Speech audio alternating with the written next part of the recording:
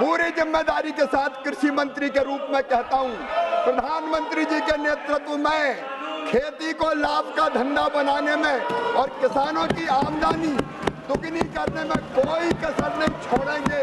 हम दिन और रात काम करेंगे।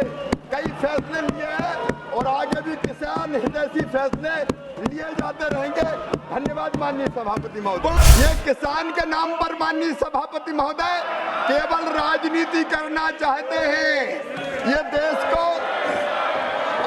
देश को अराजकता में झोंकना चाहते हैं। लेकिन मैं पूरी जिम्मेदारी के साथ कृषि मंत्री के रूप में कहता हूं, प्रधानमंत्री जी के नेतृत्व में खेती को लाभ का धंधा बनाने में और किसानों की आमदनी दुगनी करने में कोई कसर नहीं छोड़ेंगे।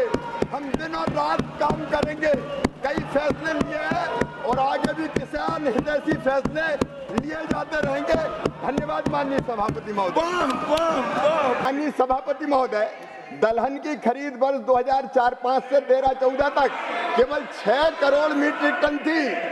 6 लाख मीट्रिक टन, केवल 6 लाख मीट्रिक टन, जो बढ़कर अब 1 करोड़ 67 लाख मीट्रिक टन हो गई है। ये घड़ियाली और सुबह। माननीय सभापति महोदय, तिलहन की खरीद जब इनकी सरकार थी केवल 50 लाख मीट्रिक टन थी, जो बढ़कर 87 लाख मीट्रिक टन हो गई है। माननीय सभापति महोदय, ये बड़ी बातें कर रहे हैं। प्रमोद जी, धान की खरीद के लिए प्रमोद जी न्यूनतम क्या तरीका है? कुछ तो सोचिए, कुछ तो सोचिए। माननीय सभापति महोदय, माननीय मंत्री जी को सुनिए। माननीय सभापति महोदय, फिर देखिए किसान को इनको क्या है कि कोई ऐसी चीज आनी चाहिए कि मैंने पार्टिसिपेट किया। अरे साहब, किसान का मामला है, मेरा तो जीव होता है। मैं जानना चाहता हूँ मंत्री जी से, आप कितना अच्छा सुझाव दिया। एक सुनिए, आज के प्रश्न का सबसे बड़ा फायदा है कि एक माननीय सदस्य ने चाय और कॉफी के बारे में इतनी गंभीर बात कही है जिसका नतीजा निकलेगा। मैं सार्थक चर्चा चाहता हूँ। बैठिए। हाँ, माननीय सभापति महोदय, कपास की गांठ ये खरीदते थे केवल 26 लाख, हमने बढ़ाकर 31.17 लाख कपास की गांठ खरीदी है। और माननीय सभापति महोदय, संस्थागत ऋण इनके समय ऊंचे ब्याज की दरों पर मिलता था, केवल 7.3 लाख करोड़। ये नरेंद्र मोदी जी की सरकार है, 25 लाख करोड़ रुपया संस्थागत ऋण दिया जा रहा है। माननीय सभापति महोदय, जब इनकी सरकार थी धान की खरीद के लिए न्यूनतम समर्थन मूल्य से लाभान्वित किसान केवल 78 लाख थे, अब बढ़ के 1,83,82,248 हो गए। और माननीय सभापति महोदय, गेहूं के खरीद के लिए न्यूनतम समर्थन मूल्य से लाभान्वित होने वाले किसान केवल 20 लाख थे, जो 22,69,264 हो गए। और माननीय सभापति महोदय, मुझे इजाजत दीजिए, ये केवल राजनीति कर रहे हैं। स्वामीनाथन कमेटी की रिपोर्ट में जब ये कहा गया कि लागत पर 50% मुनाफा देकर समर्थन मूल्य घोषित करना चाहिए, यूपीए की सरकार ने, जब मनमोहन सिंह प्रधानमंत्री थे, उन्होंने साफ तौर पर यह कैबिनेट नोट है, मैं इसको सामने सदन के रखना चाहता हूं। इन्होंने ये कहा कि एमएसपी को उत्पादन की भारित औसत लागत से 50% अधिक तय करने की सिफारिश पर यूपीए सरकार ने कैबिनेट में यह कहते हुए स्वीकार नहीं किया कि सीएसीपी द्वारा प्रासंगिक कारकों की व्यवस्था पर विचार करते हुए एक वस्तुनिष्ठ मानदंड के रूप में एमएसपी की सिफारिश की गई है। इसलिए लागत पर कम से कम 50% की वृद्धि निर्धारित करना बाजार को विकृत कर सकता है।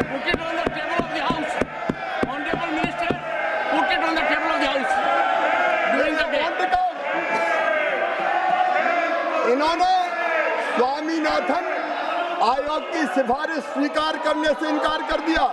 ये कांतिलाल भूरिया जी का जवाब तत्कालीन कृषि मंत्री, उन्होंने कहा कि स्वीकार नहीं किया जा सकता। सम्मानित शरद पवार जी का जवाब, जो सरकार में मंत्री थे, उन्होंने भी कहा कि सरकार सीपी की सिफारिशों के आधार पर एमएसपी तय करती है और इसलिए पहचानने की आवश्यकता है कि उत्पादन लागत और एमएसपी के बीच कोई आंतरिक संबंध नहीं हो सकता, और उन्होंने इनकार कर दिया, इसको स्वीकार नहीं किया। ये मंत्री केवी थॉमस का जवाब, इस सिफारिश को सरकार ने स्वीकार नहीं किया है क्योंकि एमएसपी की सिफारिश कृषि लागत और मूल्य आयोग द्वारा वस्तुनिष्ठ मानदंडों के आधार पर प्रासंगिक कारकों की विविधता पर विचार करते हुए की जाती है।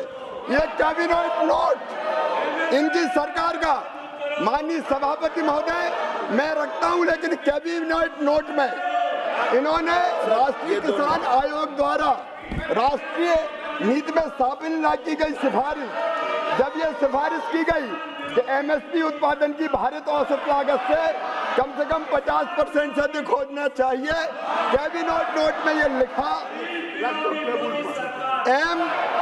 एमएसपी की सिफारिश सीएससीपी द्वारा संबंधित घटकों की किस पर विचार करते हुए बस्ती पूरक मानदंड पर की जाती है, अतः लागत पर कम से कम 50% की वृद्धि निर्धारित करने से मंडी में विकृति आ सकती है। कुछ मामलों में एमएसपी व उत्पादन की लागत के बीच मैकेनिकल लिंकेज प्रति उत्पादक हो सकता है, इसलिए स्वीकार नहीं की जा सकता। ये इनका चेहरा है, ये मैं पटल पे रखता हूँ, ये बजा के रख ये ले जाओ, ये दे दिए, वो दे दिए, ये भी दे दिए। ये इनका असली चेहरा है। ये किसान के नाम पर माननीय सभापति महोदय केवल राजनीति करना चाहते हैं। ये